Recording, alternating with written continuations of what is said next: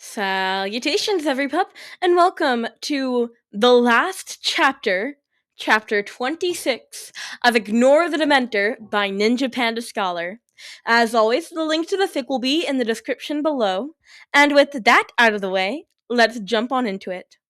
Chapter 26 Dobby's Bachelor Party. Albus was tucked into Severus's couch under the large, fluffy blanket Harry had preferred when he was in the chambers. He took another bite of his chocolate bar and sighed deeply.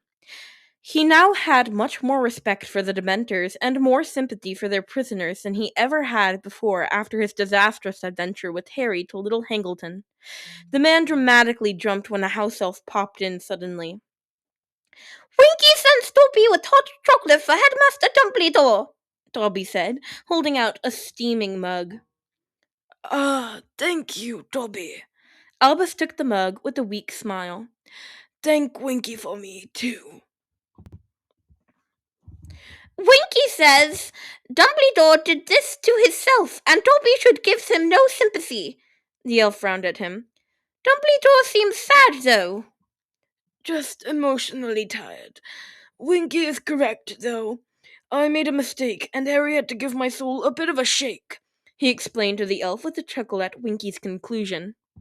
Come on, Snape. Just answer the question. Sirius was pestering the man as they both re-entered the sitting room from Severus's potions lab. No, I will not play your childish games. Drink this, Albus. The potion master handed a vial of calming draught to his employer. I already drank one of these. Dumbledore wrinkled his nose at the foul-tasting potion. Yes, and you need another one. The mutt obviously needs one as well. He sneered at his companion. Maybe we should start a Muggle IV of calming draught for him, though. Spoil sport. Sirius frowned before turning to the new addition in the room. Make him play with me, Dobby. He's so uptight. "What's the dog man playing?" Dobby smiled between them indulgently. Shag, marry, kill. Sirius jumped up and down excitedly. He has to answer for Hagrid, McGonagall, and Filch. I've never heard of this game before. Dumbledore quickly drowned down the potion and chased it with a large sip of hot chocolate. You were supposed to be keeping an eye on me. Maybe playing a game will pass the time a bit. What are the rules, Sirius, my boy? It's in the name of the game, Albus. Snape turned to sneer on the rest of the room now. Black is an imbecile and more childish than the first years I teach. "Ooh, sounds fun!" Dobby clapped his hands and sat beside Dumbledore on the couch. "Please, call it Dobby's bachelor party." What? Yes! You have to do it now. Sirius crowed and immediately raided Snape's liquor cabinet. This calls for drinks all around. Tequila for Albus, since it isn't a downer, and scotch for the rest of us. Do not open the good bottle for Minerva, Black. Grab the one that's already been opened. Snape sighed and gave in, knowing he wasn't going to win now that Dumbledore was already asking the elf about his wedding plans. Dobby, might there happen to be margarita mix in the kitchen? Sirius held up the tequila questioningly. With a snap of his fingers, a pitcher of margarita mix and a bowl of ice were sitting on Snape's cluttered coffee table. Dobby, why was there margarita mix in the kitchens? The potion professor looked at the elf suspiciously. "Professors Vector and Sprout," the elf shrugged, as if that answered the question. Snape supposed that it probably did. Brilliant! Albus laughed. Severus, the question? Fine. He exasperatedly rolled his eyes. Shag Minerva, I bet she knows some things. He trailed off, and everyone nodded, Dobby turning pink at the thought.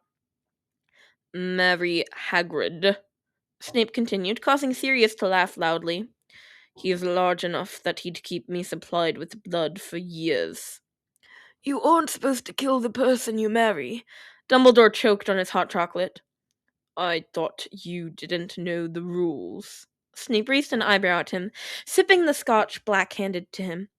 Well, Dumbledore turned red. Plus, I'd never said I'd kill him. For a long time, anyway. Snape smirked at his former employer.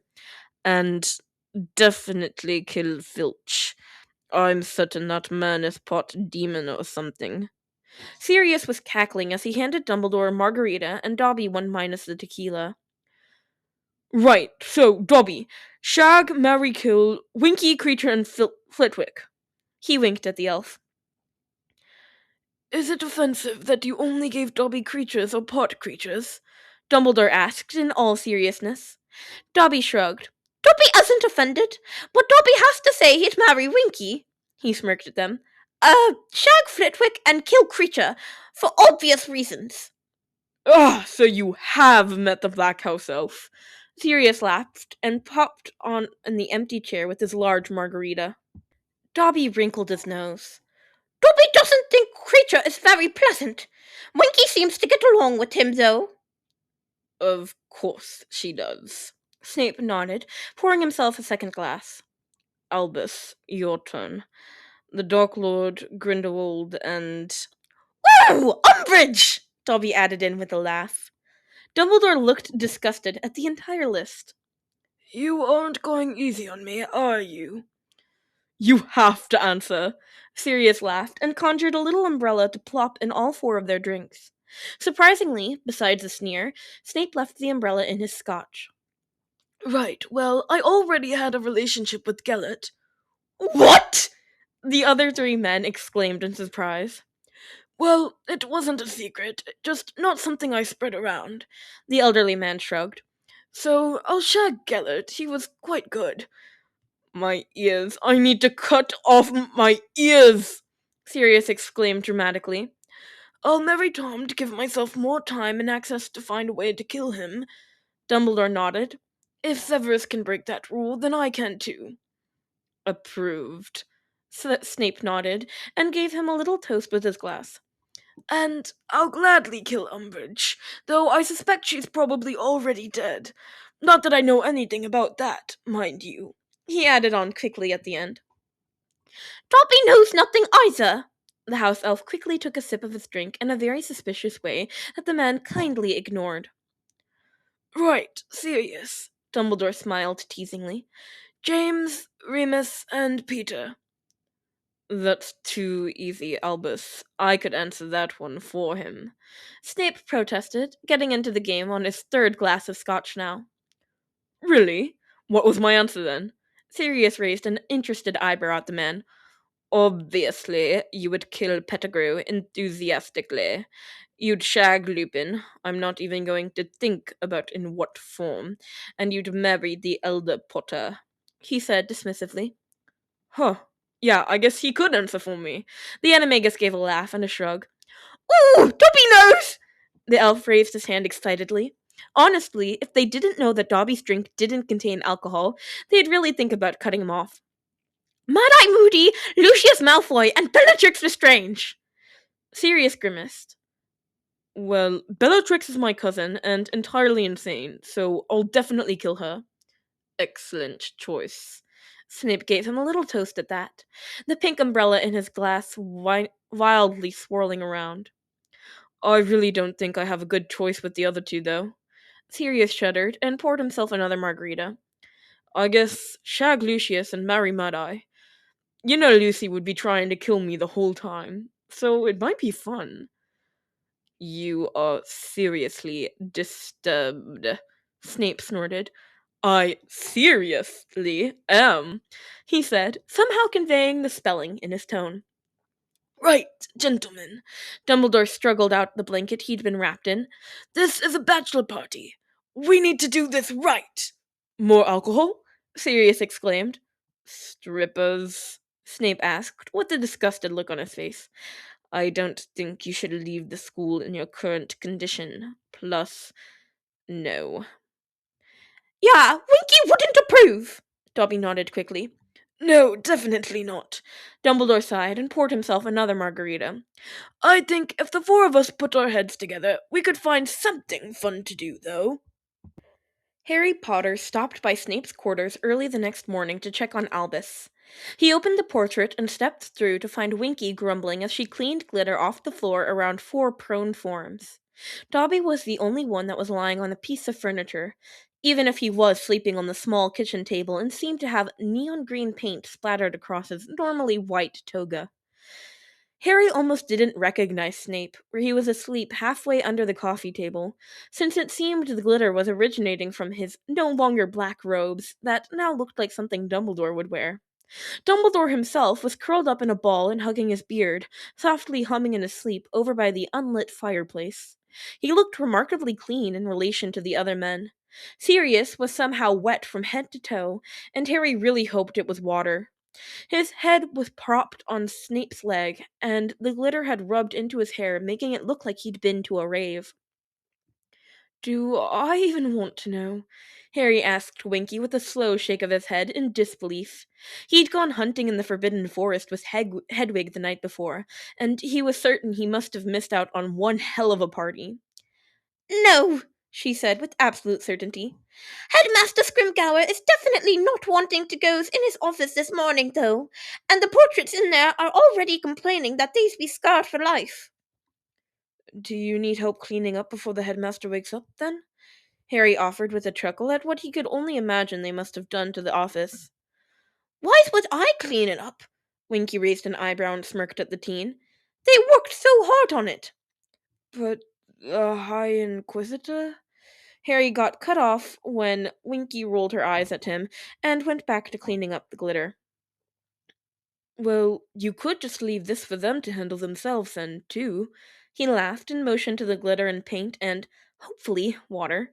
He internally promised to get Winky something really good for her wedding gift. She stopped and looked around the room contemplatively. It could be another bonding experience.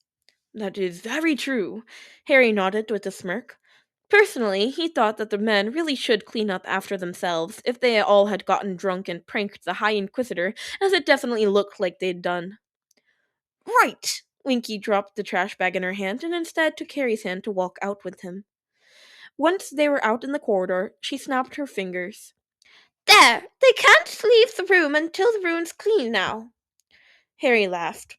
Well, hopefully Snape doesn't have any early classes today.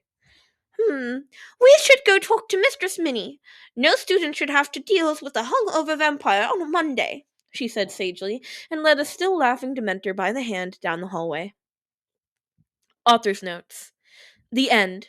Really and truly now. And that's a wrap on Ignore the Dementor by NinjaPandaScholar. This is such a great fic. I love this story so much. I always go back to it whenever I want to laugh. I love this story so much. And I was so happy I was able to share it with you guys. And oh my gosh, my first ever podfic completed ever. That's amazing, right? Anyway, please go show the original author, NinjaPandaScholar, some love. Please leave me a comment. I love reading your comments. They make me so happy. Please leave me specifically hate comments and I'll shout you out in the next video. No one left hate comments last video, so no shoutouts.